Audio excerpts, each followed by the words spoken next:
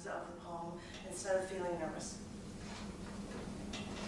I didn't know how many occasions would be obvious and apparent. I didn't know how nice it would be to have you around, even if I never made the effort to visit you. You know, my sister said it would be nice if I moved to where I grew up, because even though we don't see each other all that often, it would be nice to know that I was close enough.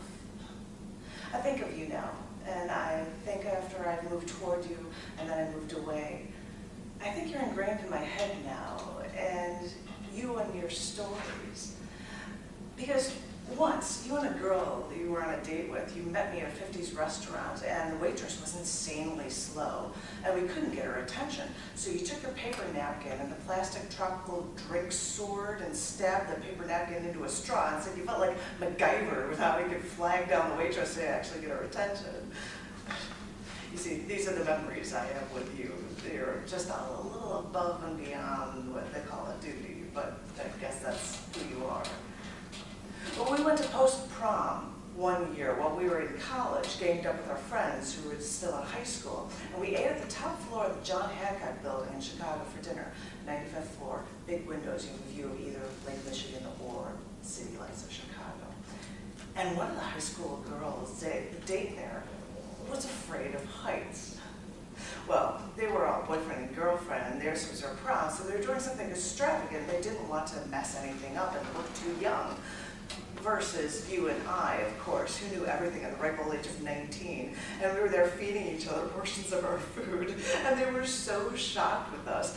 But we weren't interrupting anyone, and we thought we were doing nothing wrong, and lo and behold, we were having fun. I don't know, but we had this habit of making fun of things that were unfair to us. Like one guy who liked me, well, you made fun of him, and it just made me buckle over laughing how you make fun of this poor guy.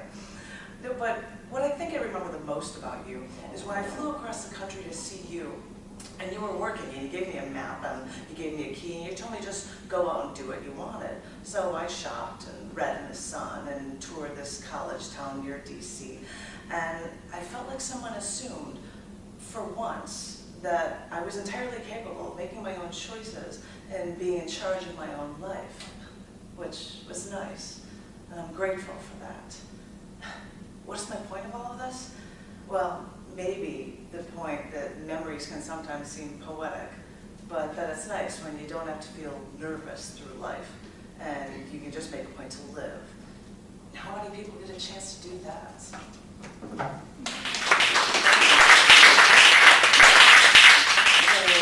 The magazines I get for submissions, I got a bunch from college.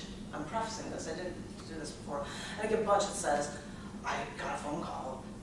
All it said was, I know what you did. And I got a bunch of these things, so it was. And so I decided by getting this thing of people freaked out because they're getting phone calls to write this poem kind of on that theme, and it's called Kinds of Torture. Note how no flowers are delivered to you for the 6 weeks you recover from almost being killed. You had to be in another country when you were strangled before you escaped, scraped elbows and bloody knees. You even kept the sexual assault that you endured to yourself, because really, who can you trust? I know, you can stand up for yourself. You keep saying that. There is always a fine line that you've drawn. You reveal yourself to the outside world. You keep yourself, but you keep a part of yourself closed away.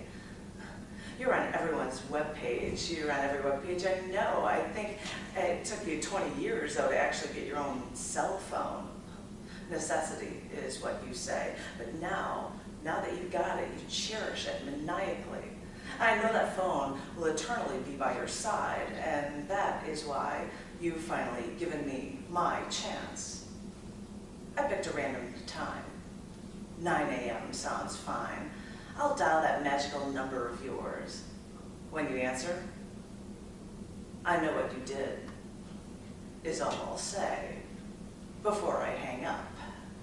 And I know it's a cell phone. I know you can see the number I dial for.